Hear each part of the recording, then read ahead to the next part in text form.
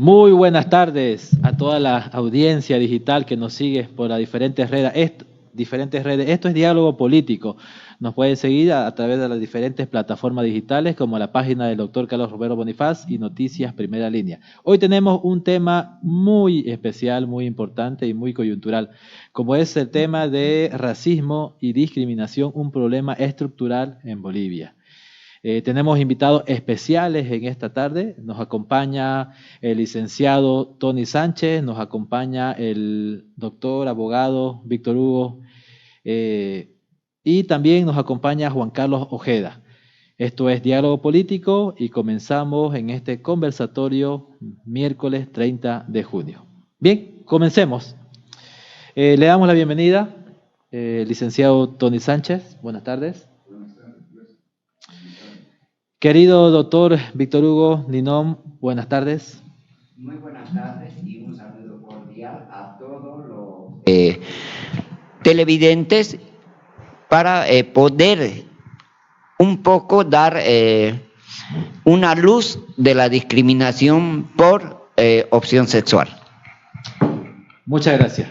Enseguida se nos engancha el doctor Carlos Romero Bonifaz. Miércoles 30 de junio, esto es Diálogo Político y tenemos un tema importantísimo como es el tema de racismo, discriminación, un problema estructural en Bolivia.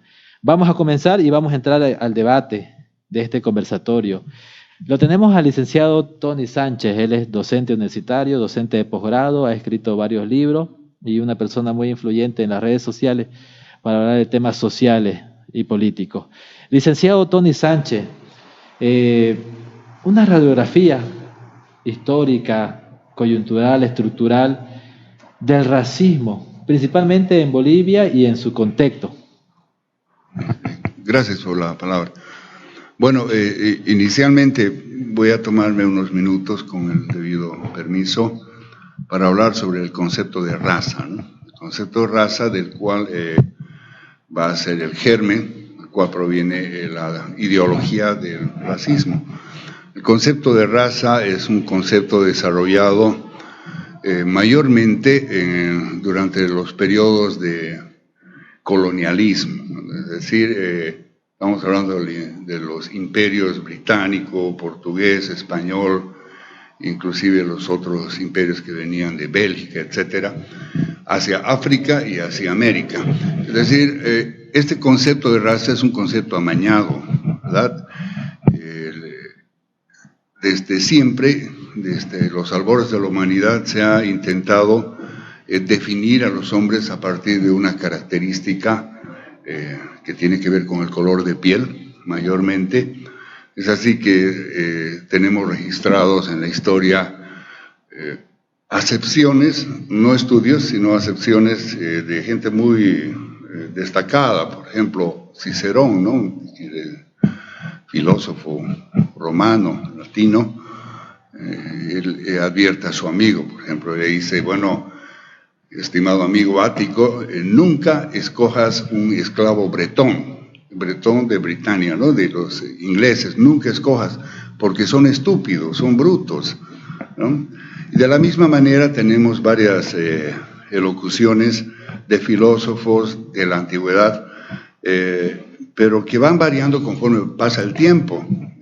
Por ejemplo, hay un árabe, un sabio moro, Said de Toledo, filósofo muy conocido en el ámbito musulmán, y él se refiere a los habitantes al norte de los Pirineos, es decir, Francia, España, lo que hoy es Francia, España, como gente con escasa intelectualidad, o sea, incapaces de elucubrar un pensamiento racional. ¿Por qué menciono esto? Porque mira cómo la situación ha dado la vuelta, ¿no? Hoy en día, por ejemplo, los que vienen del norte de África en balsas hacia Europa son tratados como gente subhumana. Es una forma muy insospechada el trato que se les da hoy en día a la gente de color de piel negra y que huyen de la pobreza, de la miseria y de la guerra también del África hacia Europa. Siendo que África fue colonizada por gente justamente blanca. Hoy en día hay un resurgir del racismo, ¿no? ¿Verdad? Hay un resurgir, porque el racismo, al decir de un antropólogo, Baladier, se asemeja a las ondas de agua, ¿no? Que uno cuando tiene una piedra usted ve cómo van expandiéndose las ondas, y vuelve a ese ciclo de forma interminable. Y cuando aparece, cuando reaparece más bien el racismo, es cuando justamente las condiciones socioeconómicas y políticas así lo permiten. Por eso es que tenemos hoy en día un resurgir insospechado del racismo. Cuando ya se pensaba que esto iba a ser una ideología en franco proceso de desaparición después del gran holocausto, de las barbaries cometidas no solo en la Segunda Guerra Mundial por parte de los nazis hacia los homosexuales, gitanos y judíos, han continuado hace unos 20, 30 años atrás con el genocidio en los Balcanes, ¿no es verdad?, con la desintegración de Yugoslavia, los croatas, ¿no?, los croatas haciendo una matanza, un genocidio en el nombre del racismo, ¿no? Es conocido esto. En Ruanda tenemos una guerra civil, una matanza generalizada entre dos etnias y de gente de piel negra, etcétera. Entonces, hemos visto ese resurgir, y no solamente en esa época temprana y final del siglo XX y temprana del siglo XXI, sino que durante los últimos gobiernos que hemos visto en la humanidad, el gobierno de Donald Trump es uno de los gobiernos que más ha incentivado el racismo en los Estados Unidos, a partir del apoyo a la supremacía blanca, al Ku Klux Klan, etcétera, y también menospreciando la gente que viene a trabajar o que va a trabajar a los Estados Unidos, latinos, mexicanos, centroamericanos, bolivianos, chilenos, argentinos. Entonces ha puesto en contra la población de Estados Unidos original, en contra de los migrantes. Esto también es racismo y discriminación, de tal forma que aún los afro-norteamericanos han comenzado a tener una postura discriminatoria y racista hacia los latinoamericanos. Esto también es un fenómeno nuevo. Se dan este tipo de procesos, como había anunciado al comienzo, merced a las circunstancias favorables, ¿verdad? El racismo aparece cuando las circunstancias son favorables, es decir, al igual que los mosquitos, ¿no? Los mosquitos aparecen cuando hay calor, cuando hay agua estancada, etcétera. De la misma forma sucede con el racismo. La cuestión del racismo es una cuestión que sí, actualmente y siempre es un asunto que debería ocupar el primer lugar en las preocupaciones de los estados. Es aún más preocupante el daño que causa el racismo que la misma corrupción generalizada. Es decir, si arreglamos el asunto del racismo, hemos dado un gran paso para la humanidad. Pero, como te digo, es un enemigo que no va a desaparecer. El racismo va a volver a resurgir en uno u otro lado. Lo que se puede hacer con el racismo es sojuzgarlo, ponerle límites.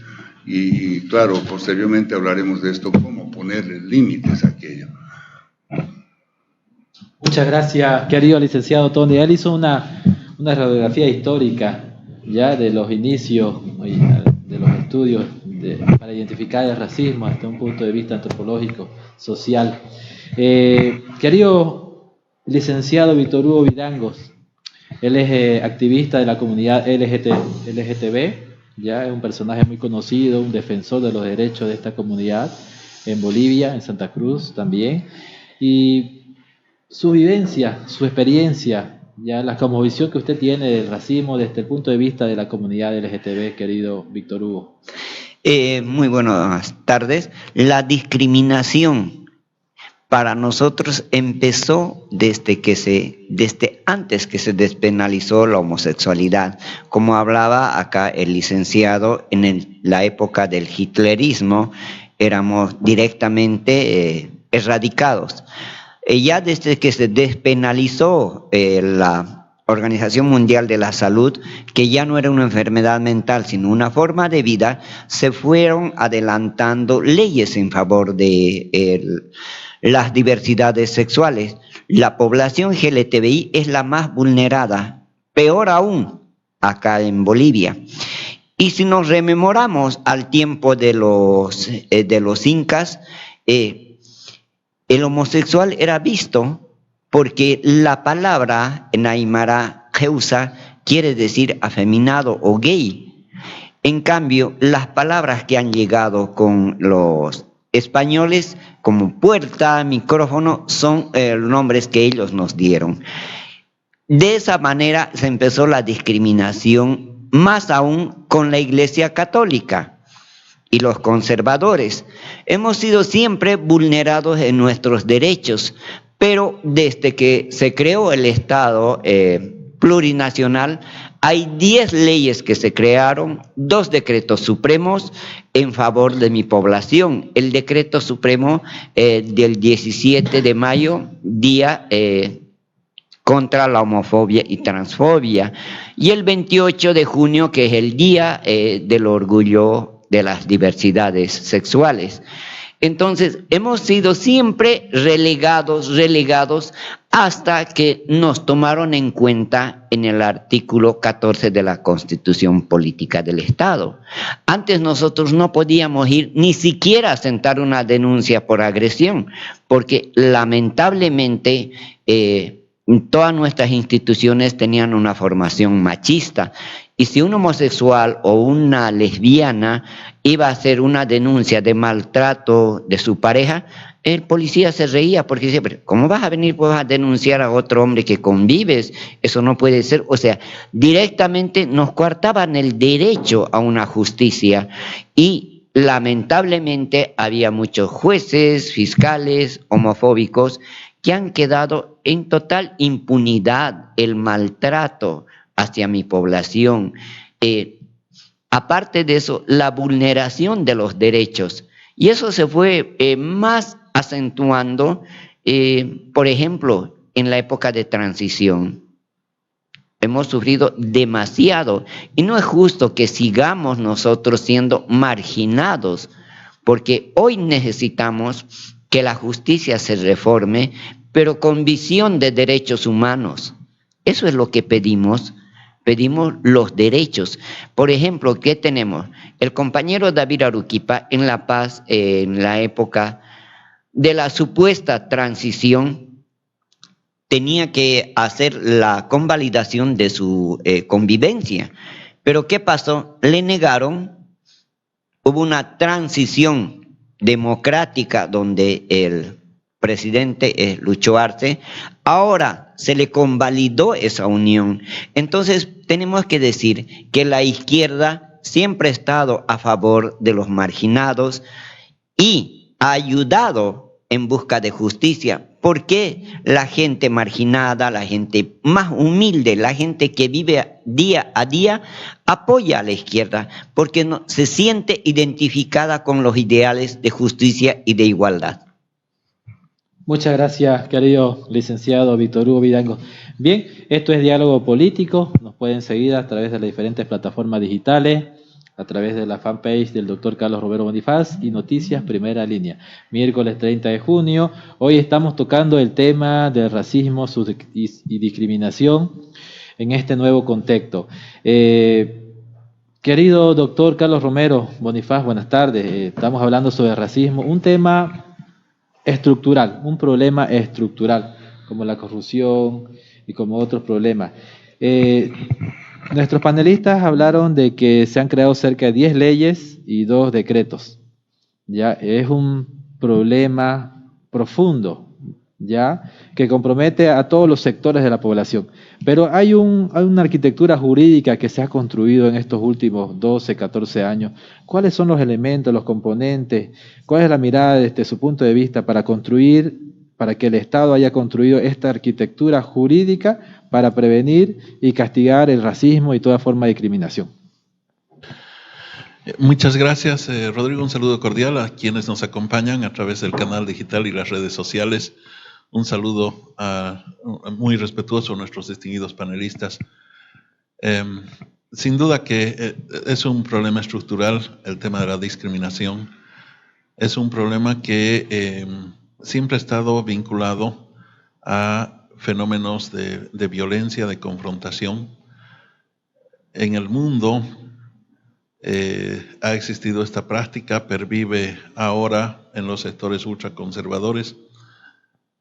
No quiero hacer referencia al contexto internacional, sino más bien concentrarme en Bolivia.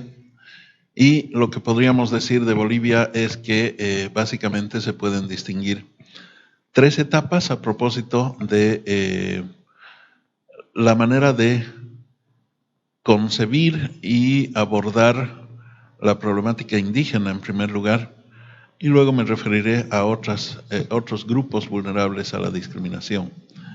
En el caso de los pueblos indígenas, la llegada de los españoles coincide con una visión que consideraba a los pueblos originarios en condición de seres humanos que no habían alcanzado la civilización, asumiendo que la civilización era una forma de organización de la vida colectiva que correspondía de manera uniforme solamente a la realidad eurooccidental.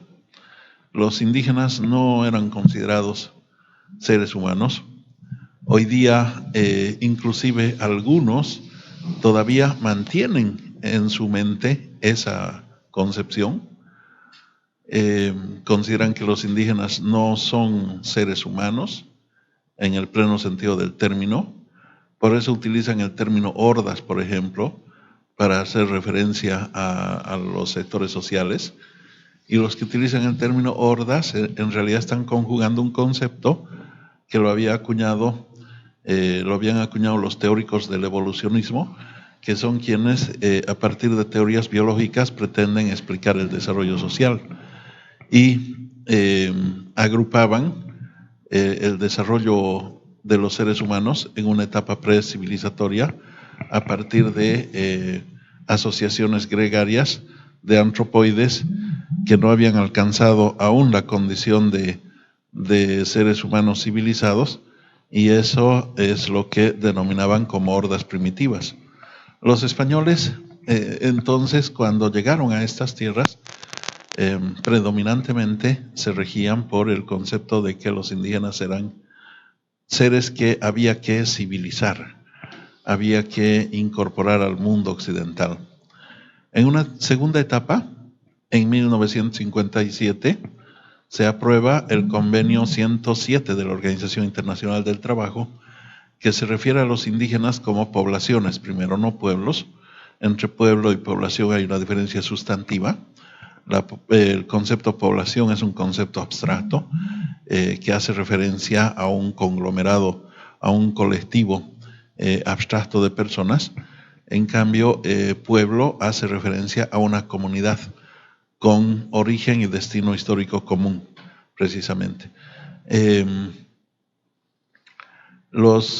Convenio 107 de la OIT establecía que los pueblos indígenas deberían ser asimilados a la cultura eurooccidental. El Estado boliviano, ya en la etapa republicana, desarrolla una serie de mecanismos para homogeneizar la cultura, la civilización boliviana. Y en ese sentido opera a través del sistema educativo la exigencia de hablar y escribir en idioma español, el servicio militar y otros mecanismos dirigidos a la asimilación, a la occidentalización, al blanqueamiento de los indígenas. Al mismo tiempo operaban una serie de políticas dirigidas a desarticular sus territorios colectivos y desintegrar a sus comunidades para individualizarlas. La misma reforma agraria en gran medida se orienta por esa lógica, la reforma agraria de 1953.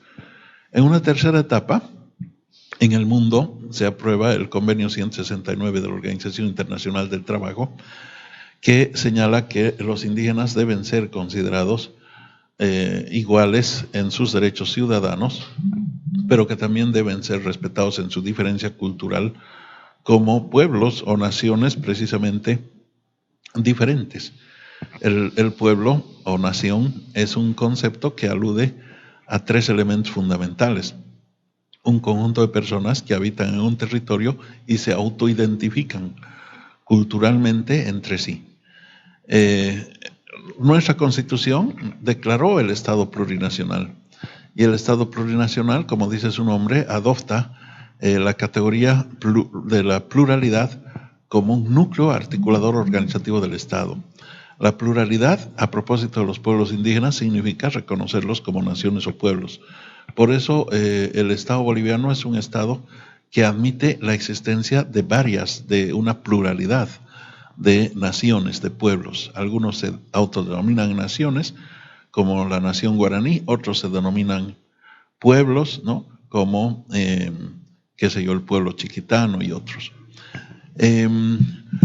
Un elemento que ha jugado a favor de los pueblos indígenas en el caso de Bolivia ha sido el hecho de que los indígenas han convertido su mayoría demográfica en el occidente del país en un verdadero capital político, en tanto que los pueblos indígenas de tierras bajas han desempeñado más bien un rol de mayoría en términos de culturas. Son minoría poblacional, pero son mayoría en términos de culturas, y esta conjunción ha permitido la proyección del Estado plurinacional. El Estado plurinacional, al mismo tiempo de reconocer una nación mayor, que es la nación boliviana, donde todos nos identificamos como bolivianos, cobija en su interior un conjunto de naciones y pueblos que transversalmente reciben el reconocimiento de sus derechos territoriales, culturales y de autodeterminación, tanto en la Declaración de Derechos como en la estructura de poder del Estado. Esto ha llevado a un notable autor de origen portugués, Boaventura de Sousa Santos, a señalar que en Bolivia se ha inaugurado la época del constitucionalismo plurinacional. Pero junto a la plurinacionalidad también la Constitución ha desarrollado 3 generaciones de derechos humanos universalmente conocidos, como son los civiles y políticos, los económicos, sociales y culturales, y los colectivos.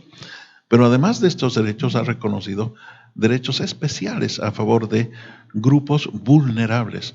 Vulnerables por su condición de minoría, vulnerables por una serie de elementos que los ubican en situación de desventaja frente a la sociedad, al resto de la sociedad. Entonces, entre estos grupos vulnerables, por ejemplo, se han reconocido derechos especiales a favor de las minorías sexuales, también a favor de los menores, de las personas con discapacidad, de las personas privadas de libertad, entre otros. Son avances significativos. Sin embargo, la segregación, la discriminación, la confrontación, la racialización de las relaciones sociales, la discriminación, es un hecho objetivo. Entonces, ¿cuál es la lección? No son suficientes las leyes, son importantes. Una arquitectura institucional y legislativa es importante porque permite configurar un escenario de mayor posibilidad de reclamación, ejercicio, reivindicación de derechos a favor de indígenas, de minorías sexuales, de otros grupos que pueden ser objeto de discriminación. Pero lo más importante es la revolución cultural, que es un poco una tarea pendiente que ha quedado en el proceso de cambio en Bolivia. Los cambios materiales son complejos, pero los cambios en la mentalidad de las personas son mucho más complejos que los cambios materiales. Y ese es un tema que todavía está aún pendiente. Hoy día, y con esto termino, en el mundo contemporáneo existen una serie de manifestaciones de reconfiguración fascistoide a partir de corrientes de pensamiento, de organizaciones políticas, de acciones colectivas, tanto en Europa, en Estados Unidos, como en nuestra región.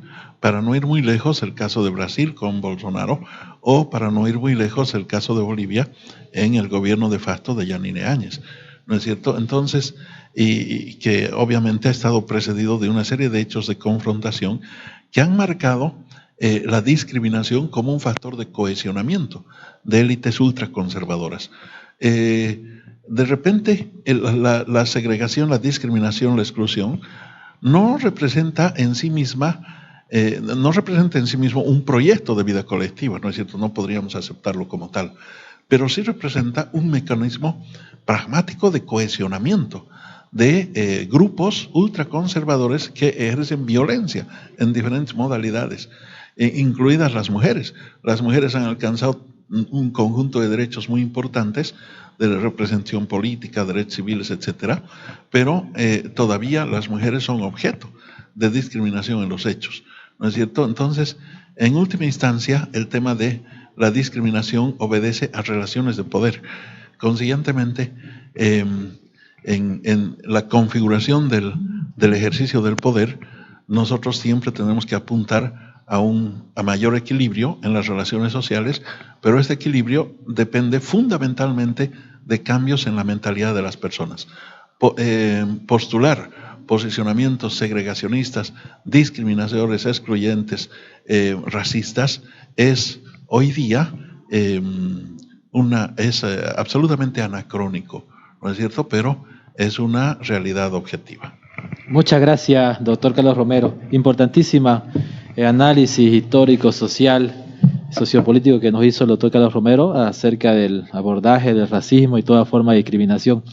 Licenciado Tony Sánchez, como lo expusieron nuestros panelistas, es un problema estructural, complejo, ¿ya? Y que no solamente basta con armar una estructura jurídica de los estados, es más complejo todavía. Y también el racismo obedece y tiene relaciones de poder, ¿no?, con los diferentes grupos que ostentan el poder. Si regionalizamos un poco el debate y estudiamos el caso del oriente boliviano, ¿cuáles son los componentes, los catalizadores ya que activan el racismo en el oriente boliviano? ¿Nos puede hacer una reseña, un estudio desde su punto de vista? Previamente, permítame insistir en el hecho de que el racismo es una ideología relativamente nueva. Si bien la discriminación hacia otras naciones, otros pueblos, siempre ha existido en el mundo, pero como ideología estructurada, tomando en cuenta la historia del mundo, desde el siglo XIX, fue el conde de Gobineau, francés, muy afecto a los arios, a los germanos, quien va a estructurar la ideología racista, y a partir de esto, y a partir de la estructuración de la ideología racista, se van a dar pues con más claridad los abusos innombrables en el mundo, en Bolivia también. La cuestión del concepto de raza no puede estar alejado cuando analizamos el problema del racismo. Es decir, la gente puede manejar de forma común el término de racismo, pero sin entender bien que viene del concepto de raza. Y raza es una palabra que define algo inexistente. Es decir, categoriza, clasifica a los seres humanos de una forma muy arbitraria. A lo largo de la historia se pueden ver diferentes acepciones que hoy nos causarían risa realmente, pero de gente que en su momento se fincó, se plantó en aquellas concepciones, no solo gente, sino sociedades enteras y el mundo entero también. Un ejemplo de ellos, por ejemplo, Heródoto, considerado el padre de la historia, él hace una división primaria de la raza a través de las diferencias del cabello, imagínense, ¿no es verdad? Entonces, esto nos parece ridículo ahora, pero miles de años después de Heródoto, el inglés Haeckel va a volver a repetir esto, a volver a repetir. Por eso yo al inicio les decía de que hay clasificaciones acerca del término raza que, si bien en este momento nos causan hilaridad, burla, etcétera, no está exento el hecho de que de acá a unos años vuelva a ponerse en boga. Es decir, clasificaciones acerca de los seres humanos, inclusive por la forma del cráneo que tiene cada persona, ¿no es verdad?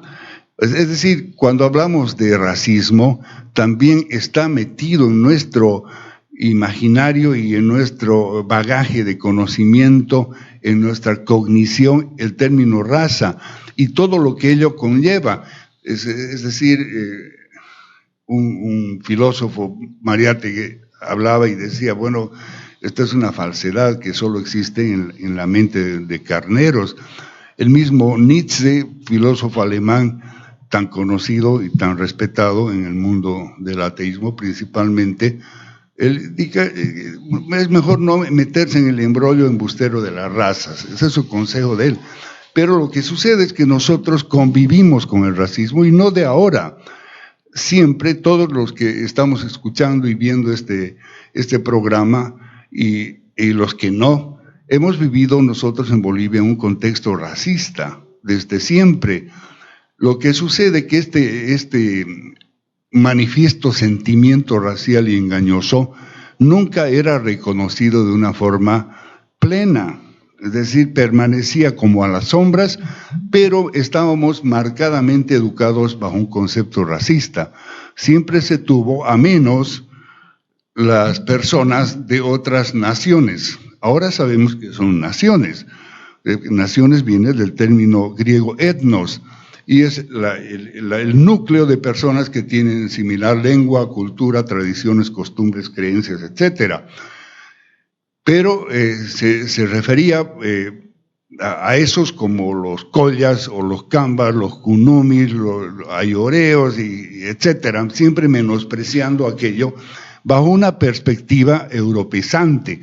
Es decir, hemos sido educados considerando de que todo lo blanco o más o menos blanco es mejor, tiene un contenido, una calidad mejor. Y ese engaño es un engaño magistral, negativo, ha imperado en la mentalidad de todas las personas, de tal forma que cuando accede al gobierno alguien con rasgos aymaras, entonces esto, aunque inicialmente causó cierta curiosidad, podemos decir, en las clases medias racistas, ¿sí?, no así en el fondo, en lo profundo, en los adentros, en el ajayu, dirían los aymaras de las personas. Se continuó con este sentimiento racista y, como dije al inicio, se esperó el momento adecuado para manifestarlo, ¿sí?, para manifestarlo. Hoy en día seguimos sufriendo aquellos embates. No es nuevo, no es nuevo. La ruptura que hizo el advenimiento del líder Evo Morales en este país significó el rasgo más notable, a mi juicio, es la integración de las naciones que componen este país, las 36 naciones que componen este país, que antes eran invisibilizadas, eran personas destinadas, entre comillas, a ser parte de la servidumbre, Recordarán ustedes, los más viejos, de que en las universidades era insospechado ver a alguien con la vestimenta originaria. También era insospechado y ver a alguien homosexual en las aulas universitarias, porque ambos sectores eran maltratados, eran totalmente maltratados. La discriminación era campeante. Con la ruptura ocasionada justamente con la llegada de Evo Morales, pero aún más con la nueva constitución política del Estado, se intenta poner límites a aquello, se intenta poner límites a las manifestaciones racistas. Se ha logrado y se ha dado un paso. Es un paso primario, pero para lograr una victoria que signifique ponerle límites reales a la cuestión del racismo, es necesario dar muchos otros pasos.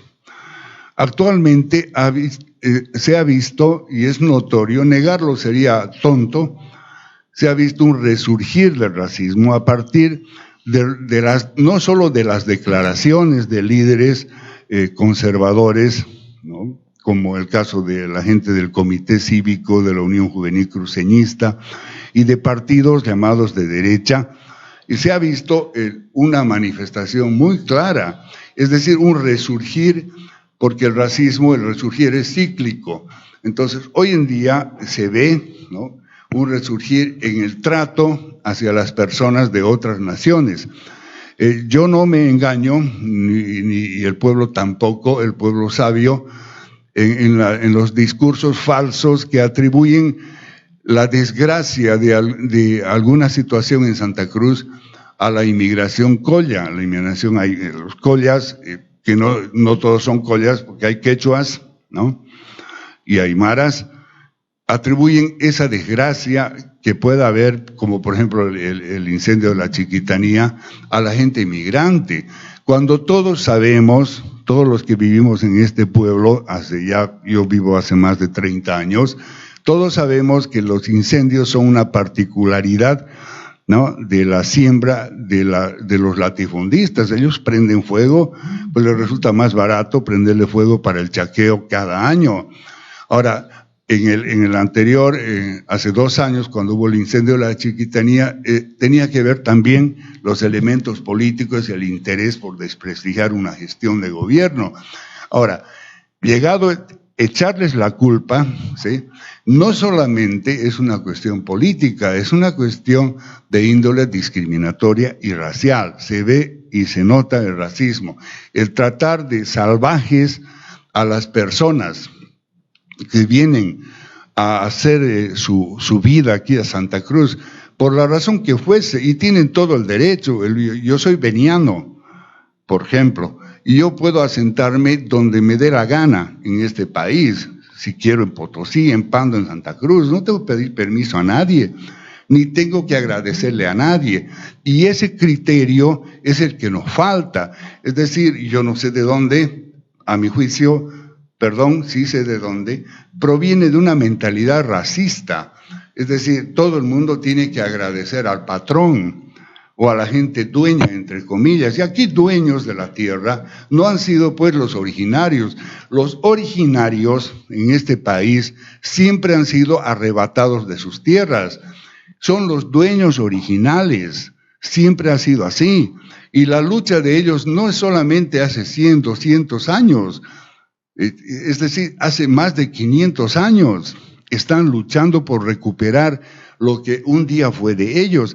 Ahora, esta lucha, ¿sí?, no va a acabar hasta que el fenómeno del racismo, ese prejuicio social tan nocivo, sea puesto. Si pudiéramos meter a la cárcel algo tan subjetivo, lo haríamos, pero no podemos hacerlo. Lo que sí pues, se puede hacer es ponerle límites. Ahora, mira, yo voy a dar un ejemplo, me has hablado de Santa Cruz, pero es un ejemplo que puede producir urticaria. Santa Cruz, esta ciudad, no voy a hablar del departamento. Dejamos por favor para la siguiente intervención de usted. Ya, tema de muy Santa bien, Cruz. ya. Por favor, Ya, está perdón, súper interesante, súper interesante, importantísimo el diagnóstico social que hizo el licenciado Tony Sánchez, él es teólogo y experto en temas interculturales. Continuamos. Querido licenciado Víctor Hugo Ninón, el racismo, como lo dijo el licenciado, es un concepto mental también, ya, y es de larga data, es muy complejo y tiene muchos componentes que lo articulan ya y que lo activan. Pero desde la comunidad LGTB, que es también un grupo vulnerable, desde Santa Cruz, ¿cuál ha sido la experiencia? ¿Cuál es la vivencia? ¿Qué podemos rescatar en esta lucha? La población LGTBI en Santa Cruz es la más vulnerada. Todos dirán, ¿pero por qué? Pese que ha habido avances en la Constitución, con leyes, decretos, porque lamentablemente es el departamento más conservador e hipócrita. Es el departamento donde hay la supremacía blanca contra el migrante, contra el homosexual, contra el diferente. O sea, no nos pueden diagramar una vida personajes que han mal utilizado la religión, y la curia de la Iglesia Católica se prestó en un estado laico para defenestrar conceptos, ideas y hacer caer un gobierno. ¿Por qué ahora nos preguntamos? Cuando fue el golpe, la curia salía con representación de ¿qué? Personajes que no tenían nada que ver, marcando odio. Y supuestamente agarraban la Biblia, donde dice, ama a tu prójimo como a ti mismo, donde daban mensajes a las mujeres de pollera que ese día no salgan por su bien de ellas. ¿Eso es correcto? ¿Eso habla un hijo de Dios? Si supuestamente todos somos hermanos o hijos de un Dios. ¿Dónde está ahora el cardenal Toribio Ticona? Por apoyar a una persona que es de su condición indígena, ahora lo invisibilizaron. Y no es correcto que actúe así la iglesia, hipócritamente. No es correcto que a nosotros no nos dejaban sentar una denuncia, porque lamentablemente en ese año parecíamos una época hitleriana, donde los medios de comunicación no nos cubrían nuestras conferencias, nuestras quejas. O sea, ha sido de terror donde más se ha fomentado la discriminación por opción sexual, donde directamente no teníamos voz ni voto, donde los que fuimos candidatos nos pusimos la camiseta del pueblo en contra de estos grupos de poder. Ese fue nuestro pecado, para que nos apedreen, nos insulten. O sea, creen traumas en nuestra familia, porque ha sido tan traumático, donde nos han ido a gritar de todo, a pegar, a amenazar con que iban a matar a sus hermanos para que renuncien esas personas. ¿Y esos son los hijos de Dios?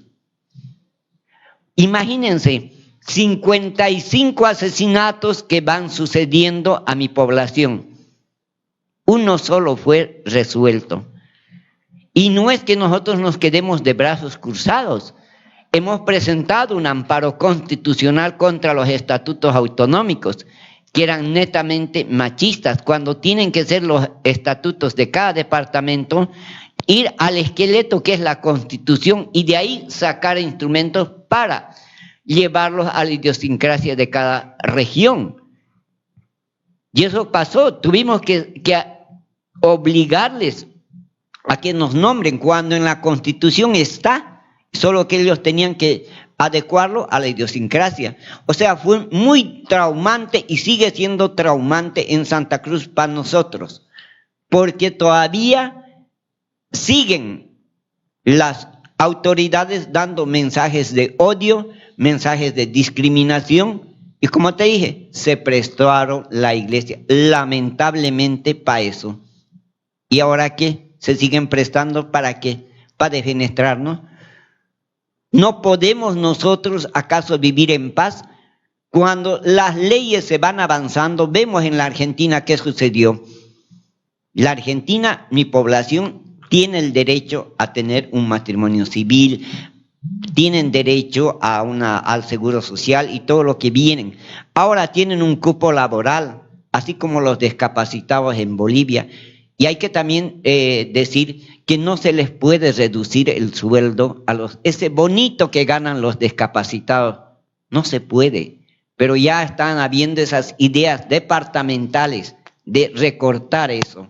Entonces nosotros, como activistas y como población muy vulnerada, siempre estamos al frente en nuestras luchas, en nuestras marchas, en nuestros plantones, reclamando lo que nos corresponde por derecho. Y también tenemos esa experiencia que no nos dejaban manifestarnos como hoy podemos hacer, como hicimos nuestra marcha en reclamo de nuestros derechos.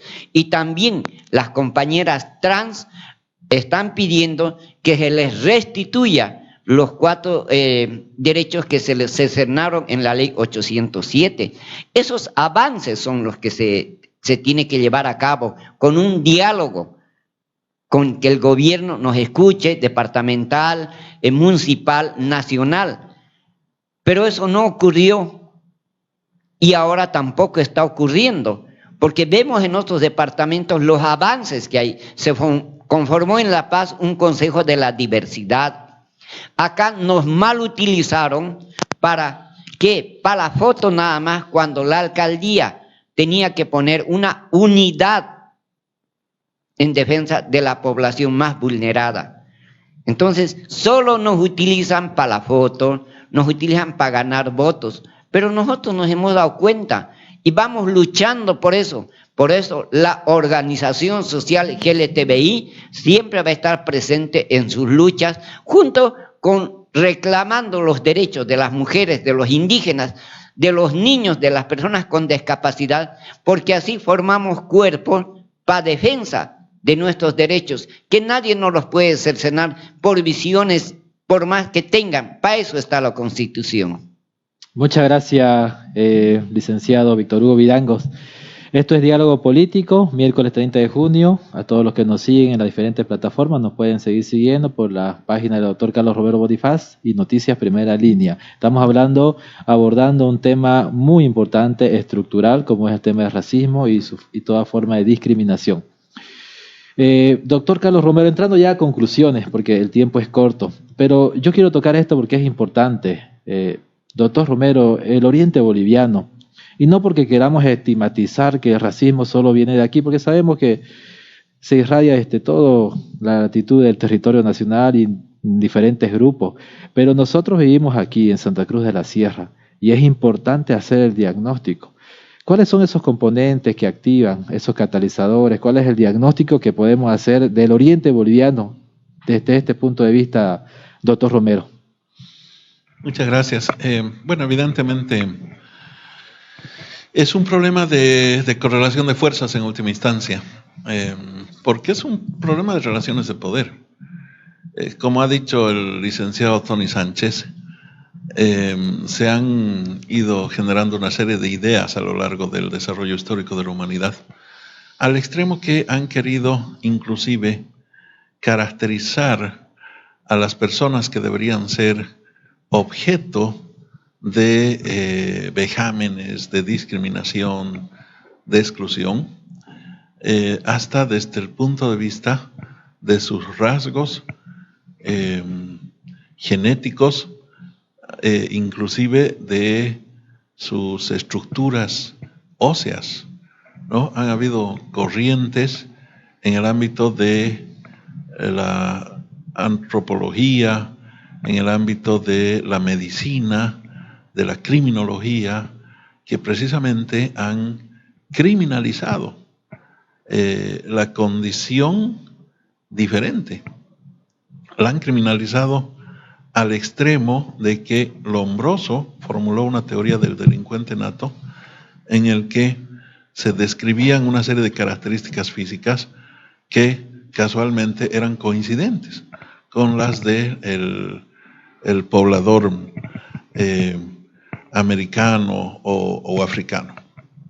Entonces un problema de permanente lucha. Sí, yo estoy de acuerdo, es una ideología, la del racismo, la de la discriminación, pero en sí mismo no puede canalizar ningún proyecto político.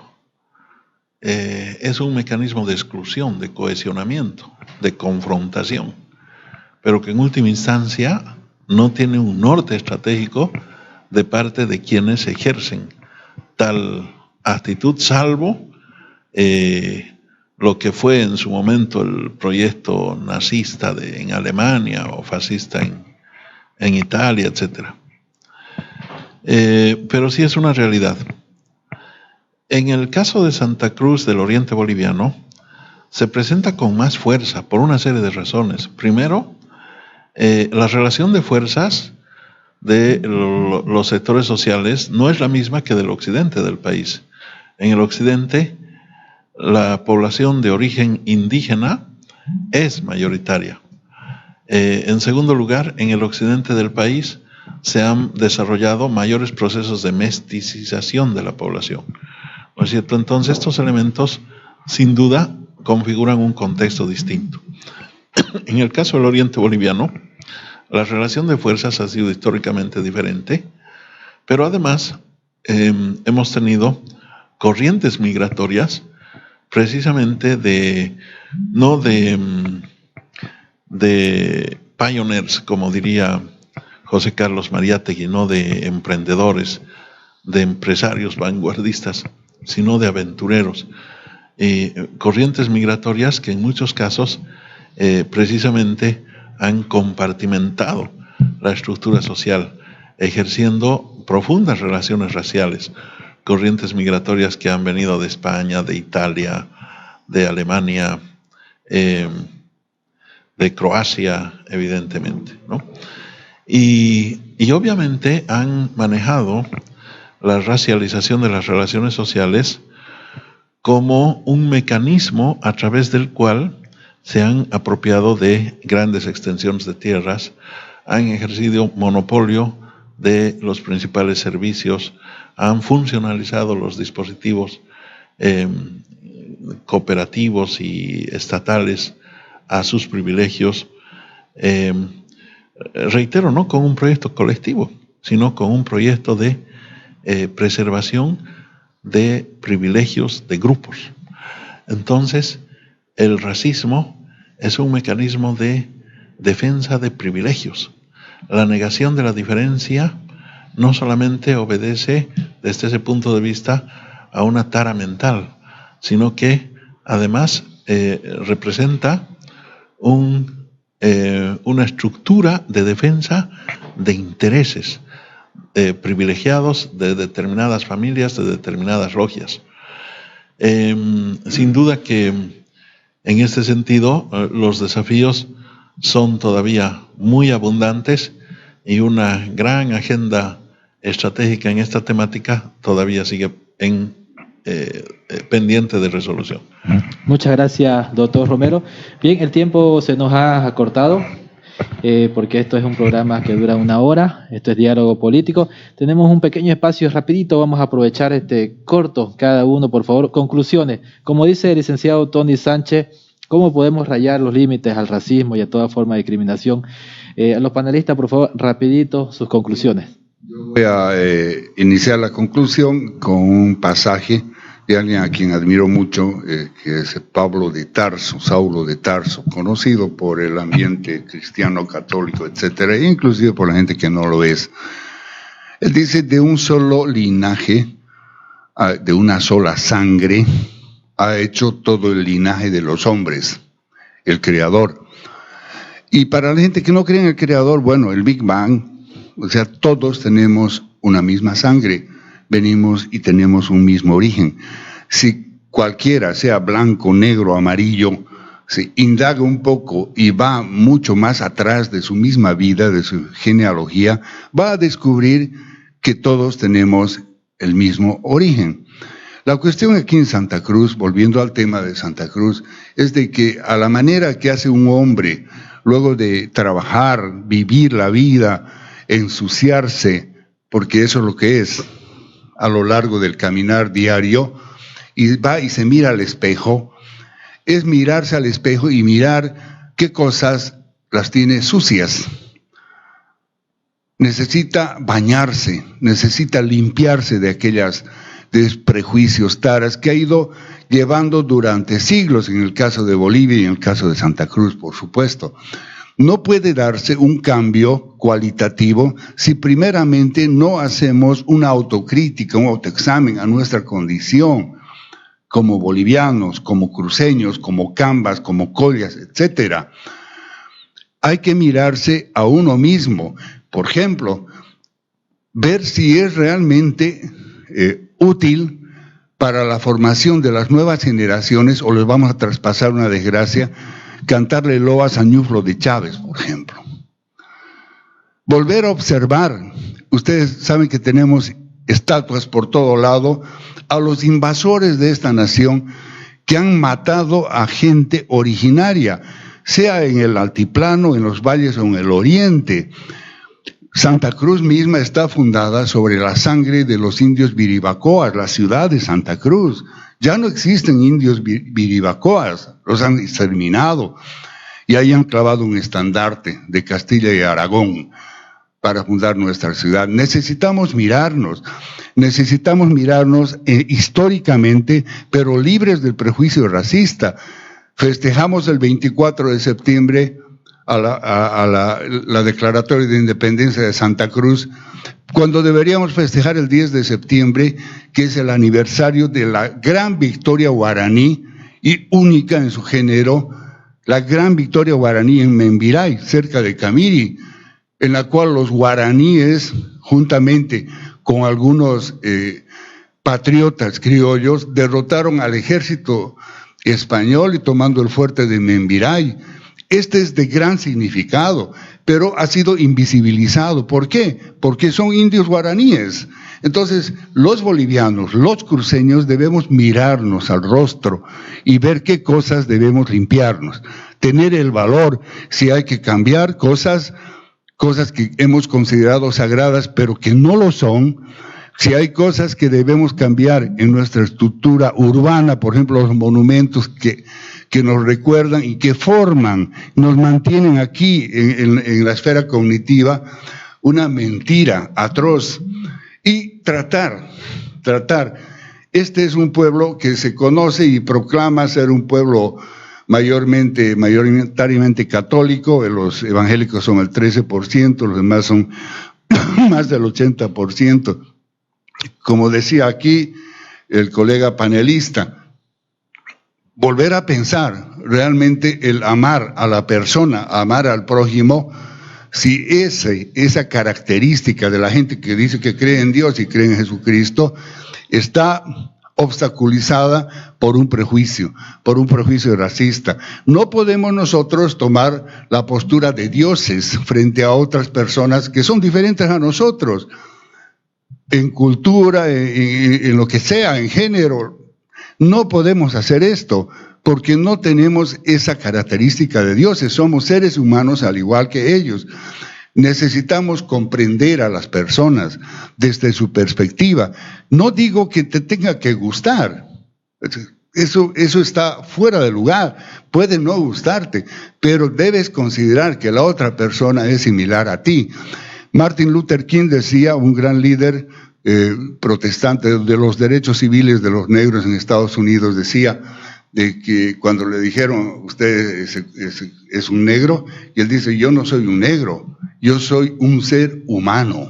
Esa fue la respuesta brillante que le dio a quienes lo interrogaron. Y de la misma manera, dejemos de mirarnos, no, este es Camba, ¿no? Este es blanco, este es mestizo, este es colla. No, son seres humanos. Este es el mensaje que debe estar en nuestro corazón y en nuestra cabeza. Muchas gracias, licenciado. Bien, por favor, las conclusiones cortitas, licenciado Víctor Hugo. Muy corta, para tener en cuenta cómo ha sido la discriminación a mi población. En la época cuando el coronel Banzer era presidente de la República, le dijeron que se dé un baño de pueblo. La fiesta del Gran Poder en La Paz era por los barrios periféricos. Entonces ahí va a la garita de Lima el coronel Banzer y se sienta en una gradería de civil con sus guardaespaldas de civil y la fiesta del barrio estaba empezando y en la Morenada, por ejemplo, era un baile que está entre Perú y Bolivia, es un baile pesado donde el glamour que le daban eran los homosexuales, los vestidos de mujer. Prueba de ello es este libro donde está la famosa Barbarella, el primer homosexual que por coronarse fue preso a la cárcel. Al verlo al presidente le saludó y como es nuestra costumbre saludar un beso en la mejilla, a los 3 días hubo un golpe de estado desde el regimiento Ranger. Andrés Elichov, el coronel, le quería dar, que fue su aliado de Banzer, un golpe y lo mataron. Entonces la gente supersticiosa dijeron de que le había quinchachado, le había traído mala suerte. Y Lucio Chuquimia, que era presidente del Gran Poder de los conjuntos folclóricos, al otro año prohibió. Y desde ahí nunca más volvimos a bailar en la Morenada. Y acá en Santa Cruz tenemos que empezar a convivir entre la persona diferente, pero en el marco del respeto. Nadie puede diagramar tu vida. Si hablamos de tanto se enjuagan la boca de decir democracia, que democracia no es democracia a tu modo. Democracia es respetarnos mutuamente con defectos y virtudes. Y la población LGTBI es valiente y siempre va a estar al frente peleando sus derechos, porque si no peleas nadie te los regala. Gracias, muchas gracias. Licenciado. Conclusiones rapidito, doctor Romero. Me suscribo a las intervenciones anteriores, simplemente me ratifico en la necesidad de trabajar transversalmente entre el Estado y la sociedad, fundamentalmente para cambiar la mentalidad. Ese es el principal desafío. Esto significa ajustes en el sistema educativo, significa compromisos en los medios de comunicación, significa que todos aquellos aparatos ideológicos del Estado deben comprometerse y funcionalizarse a una modificación de la mentalidad de las personas para aceptar la diferencia como un valor. Muchas gracias. Muchas gracias, queridos panelistas. Bien, esto fue Diálogo Político. Hablamos sobre el tema de la discriminación y toda forma de violencia, un tema muy importante, muy complejo, estructural. ¿Ya? Y yo me quedo con la siguiente conclusión. El racismo es un problema mental, es un educando constante. Y hay una frase muy importante de un pensador que dice que el fascismo se lo quita leyendo y el racismo viajando. Muchas gracias a todos nuestros